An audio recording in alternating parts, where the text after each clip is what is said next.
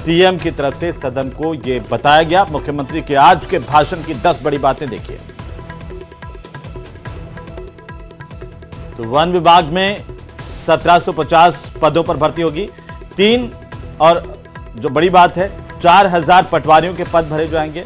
10,000 पदों पर पुलिसकर्मियों की भर्ती की जाएगी। प्रदेश में 25,000 सीसीटीवी कैमरे लगाने का ऐलान भी मुख्यमंत्री की तरफ से किया गया है। पुलिस बेड़े में नए पदों का भी सृजन किया जाएगा और 4 नगरीय निकायों को क्रमोन्नत करने का ऐलान भी मुख्यमंत्री ने किया। युवा दिव्यांगों को 2500 स्कूटियां दी जाएगी। प्रदेश में सीएनजी और पीएनजी पर वैट घटाने का ऐलान मुख्यमंत्री की तरफ से किया गया है। लगातार जो सीएनजी है वो काफी महंगी मिल रही थी, यहां पर दूसरे राज्यों के बजाय, दिल्ली हरियाणा के बजाय काफी ज्यादा महंगी थी और अब उम्मीद की जा रही है कि मुख्यमंत्री के इस वेट घटाने की घोषणा के बाद में सीएनजी लोगों को सस्ती दरों पर मिल पाएगी।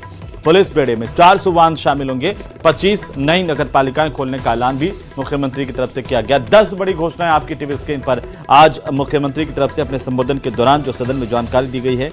कुल मिलाकर के 26,000 पदों पर भर्ती का बड़ा ऐलान मुख्यमंत्री भजनलाल शर्मा ने किया है, जिसमें अगले साल तक 10,000 स्कूल के शिक्षकों की भर्ती होगी, 4000 पटवारियों की भर्ती होगी, वन विभाग में 1750 कर्मचारियों की भर्ती होगी, पुलिस में 10,000 पदों पर भर्ती का ऐलान है और अभियोजन विभाग में 250 नए पद सृजित किए जाएंगे।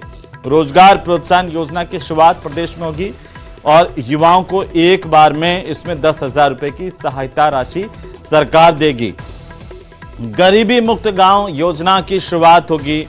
गरीबी मुक्त गांव योजना पहले फेज में 5,000 गांव के बीपीएल परिवारों को गरीबी से बाहर निकालने के लिए 350 करोड़ रुपए के खर्च का ऐलान भी मुख्यमंत्री की तरफ से किया गया है। तो एक के बाद एक देखिए 10 बड़ी घोषणाएं इस वक्त आपकी टीवी स्क्रीन पर है। इनके इतर अगर हम बात करें, बेरोजगारों को 6,000 रुपए का विकल्प दिया गया है। शिक्षित बेरोजगार युवाओं को बेरोजगारी भत्ते की जगह पर प्रधानमंत्री इंटर्नशिप योजना के नाम पर एक हीन भाव का आरोप किया लगाया कि स्पीकर महोदय ने अखबार वालों से मिलावट कर लिखवा दिया। कितनी गलत और निंदनीय बात उन्होंने की, उसका उल्लेख भी आज माननीय मुख्यमंत्री जी ने किया। माफियाओं के राज में, उनके राज में माफियाओं को पनपाया, चाहे बजरी माफिया हो, दारू माफिया हो, भू माफिया हो, जल माफिया हो, अनेक माफियाओं को पनपाया। और आज उन्होंने स्पष्ट रूप से दृढ़ शब्दों में कहा है कि ऐसे सभी माफियाओं को समाप्त किया जाएगा और माफिया वर्दी जो है उसको किसी भी रूप में पनपने दी जाएगी। आज उन्होंने अनेक घोषणाएं भी की और उसमें सबसे महत्वपूर्ण पहली घोषणा है कि हमारे आने वाली गर्मी में पेयजल का संकट होने वाला है और पेयजल संकट के लिए कलेक्टर को अधिकृत किया है। बहुत बड़ी राशि उनको दी है और 1 करोड़ का अनटाइडेड फंड कलेक्टर को दिया है ताकि जहाँ जैसी आवश्यकता हो किसी भी राजस्थान के निवासी को पीने के पानी की समस्या नहीं हो। उन्होंने अपने हैंडपंप की संख्या जो 1500 थी उसको बढ़ा करके 2500 किया है। अब 2500 हैंडपंप भी खुलेंगे और 70,000 कार्य पीएचडी के किए जाएंगे, ऐसे भी घोषणा की है और जीएसएस के अनेक खोले जाएंगे, उसकी भी घोषणा की है। मित्रों, आज अनेक तरह की ऐतिहासिक घोषणाएं हुई है।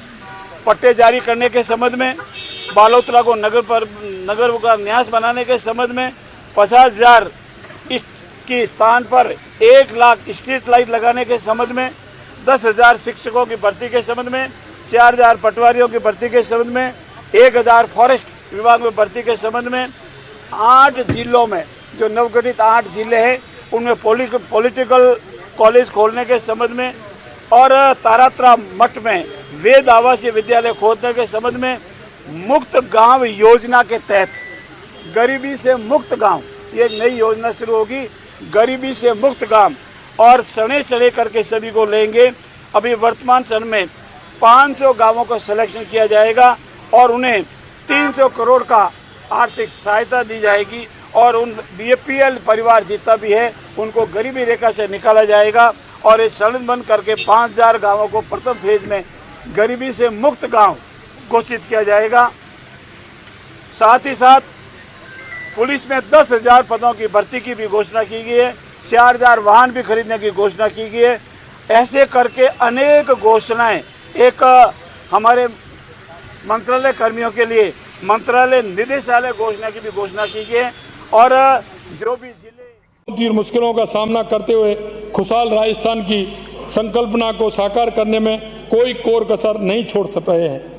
इस संदर्भ में मैं प्रसिद्ध कवि श्री रामधारी सिंह दिनकर जी की कालजयी कृति रश्मि रथी की चुनौतियों का डटकर सामने करने की प्रेरणा देने वाली पंक्तियों का स्मरण करना चाहता हूँ।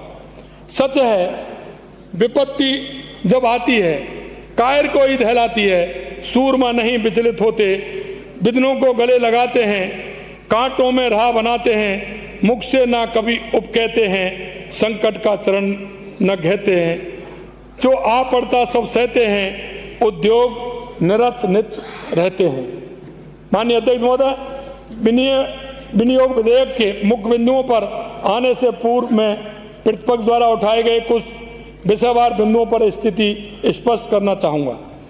हमारी सरकार नई शिक्षा नीति के उद्देश्य के अनुसार शिक्षा के क्षेत्र में संचालित नीतियों और निर्णयों में आवश्यक सुधार कर उनको प्रभावी रूप से लागू कर रही है। हम विद्यार्थियों के हित को देखते हुए जहां विद्यालयों की स्थिति में लगातार सुधार कर रहे हैं, वहीं आवश्यकता अनुसार संसाधन भी उपलब्ध करवा रहे हैं। आज दिनांक तक हमारी सरकार द्वारा 85 विद्यालयों का उच्च स्तर पर अपग्रेडेशन किया गया है, 50 नए विद्यालय खोले गए हैं, 415 करोड़ रुपए देकर अतिरिक्त कक्षा भवन निर्माण कार्य हाथ में लिए गए हैं तथा 21,299 शिक्षकों की भर्ती की जा चुकी है। हमारी सरकार द्वारा वर्ष 2025-26 में शिक्षा क्षेत्र में 68,369 करोड़ रुपए का व्यय किया जाएगा, जो कि इनकी सरकार के प्रथम वर्ष 2019-20 किए गए व्यय से 34,291 करोड़ रुपए से लगभग 2 गुना है। चिकित्सा स्वास्थ्य, माननीय अध्यक्ष महोदय, आश्चर्य की बात है कि पूर्व मुख्यमंत्री श्री अशोक गहलोत जी द्वारा बजट सत्र के दौरान चिकित्सा एवं स्वास्थ्य के क्षेत्र में अपनी चिंता व्यक्त करने के लिए लोकतंत्र के इस पावन मंदिर में चर्चा में भाग न लेकर सोशल मीडिया का सहारा लिया गया। क्या ऐसे जनहित के प्रति सच्ची चिंता व सुधार करने की इच्छा माना जा सकता है? मैं आपसे कहना चाहता हूं माननीय अध्यक्ष कि देखिए, जिस तरह से आप अपनी बात सदन के अंदर कह सकते हैं, वो आप सोशल मीडिया के माध्यम से सुर्खियों में आने के लिए कहें, ये ठीक नहीं है। जहां एक और विपक्ष ऐसे दिखावे का सहारा लेकर मात्र अपनी उपस्थिति दर्ज कराते हुए अपना अस्तित्व बचाने का प्रयास कर रहा है, वही हम जनहित में बिना रुके बिना थके सतत प्रयासरत हैं।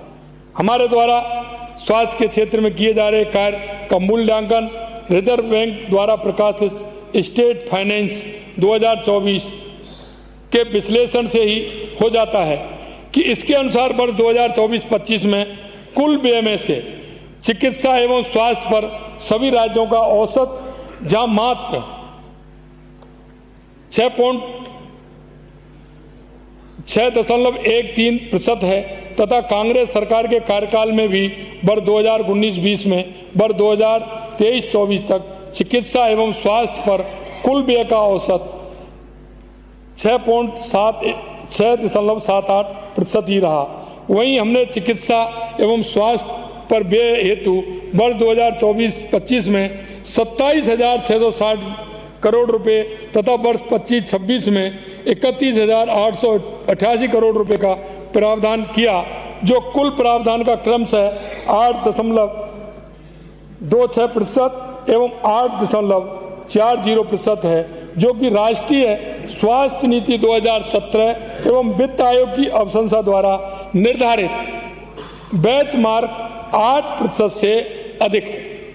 हमारे द्वारा चिकित्सा संबंधी विभिन्न योजनाओं को आवश्यक सुधार के साथ संचालित करने के फलस्वरूप जहां कांग्रेस सरकार के अंतिम वर्ष में स्वास्थ्य बीमा योजना में 30,51,000 लोगों का इलाज हुआ, वहीं यह संख्या हमारे कार्यकाल में 20% बढ़कर 36,27,000 हो गई। आरजीएच के माध्यम से भी हमारे समय लाभान्वित सरकारी कार्मिक पेंशनर की संख्या 6.72% से बढ़कर 13,12,844 हो गई। इसके साथ ही आरजीएचएस फैमिली मेंबर्स की संख्या में 2,16,912 की बढ़ोतरी भी हुई है। प्रदेशवासियों के स्वास्थ्य की सुविधा को बढ़ाने की दृष्टि से हमने बच्चों एवं बुजुर्गों से संबंधित विशेष पैकेज जोड़ने के साथ साथ प्रदेश के बाहर भी इलाज की सुविधा व्यवस्था अब कर दी है। फिर भी आप लोग जाने क्या क्या राग अलापते रहते हैं। माननीय अध्यक्ष महोदय, गृह विभाग की मांग पर चर्चा करते हुए, पता नहीं ये संयोग है कि जब भी मैं सदन में मेरी बात रखता हूं तो कोटा उत्तर से आने वाले माननीय सदस्य गायब हो जाते हैं, अदृश्य हो जाते हैं। आने वाले माननीय सदस्य द्वारा इस हेतु बजट कम रखने की बात की। इसके साथ ही विपक्ष के माननीय सदस्यगण द्वारा भ्रष्टाचार, बजरी माफिया, फोन टेपिंग, अपराध की स्थिति के संबंध में बड़ी बड़ी बातें कर अपने को, जैसे वो होता है ना, पानी में बैठ जाता है, वो क्या होता है, सफेद पानी में बैठ के वो पार्ट देखता है, सोचता है क्या है। आपने उन सारी बातों को उसकी तरह भुला दिया है। वाले उस उगला भगत वाले चरित्र को उजागर करने का काम किया। ये तो सर्वविदित है कि पेपर लीक किसके समय हुए। मैं राजस्थान की जनता इस बात को जानती है कि पेपर लीक किसके समय हुए। बजरी की लीज के संबंध में गलत निर्णय किसने लिए और किसके घर पर लिखा गया कि उसने खूब खाया और कौन तख्ती लगा के आया, किसने पत्र लिखा, किसने पत्र लिखा, ये सारी चीजें। फोन टेपिंग को लेकर किसके समय होटलों में सरकार बैठी रही, जरा ये तो बताओ। किसको नक्कम्मा, नकारा और क्या क्या शब्द बोले, ये भी था। किस समय क्षेत्र में, किसके समय क्षेत्र में मिनी सीएम घूम घूम कर भ्रष्टाचार फैलाते थे, सबको पता है। रिफाइनरी जैसी परियोजना का काम में टांग अड़ाने के लिए कौन कौन अपना दबदबा वहां दिखा रहे थे, हैं? और उनको जो एक बात और मैं कहना चाहता हूं माननीय अध्यक्ष जी, जो उस समय के सीएम थे वो अब भी वही जा रहे हैं। उनका बजरी माफिया, खनन माफिया वही हो रहे हैं। मैं कह रहा हूं अभी चिंता मत करिए, अब वो नहीं चलने वाला है, बिल्कुल नहीं चलने वाला है, नहीं चलने वाला है। जेजेएम तथा चिकित्सा विभाग की गत सरकार के समय कार्यप्रणाली किसने, हमारे पास बात कर रहे थे जेजेएम की, आपने इतना काम किया, हमने कितना काम किया, आपने कितना काम किया पूरा पता है, राजस्थान की जनता जानती है।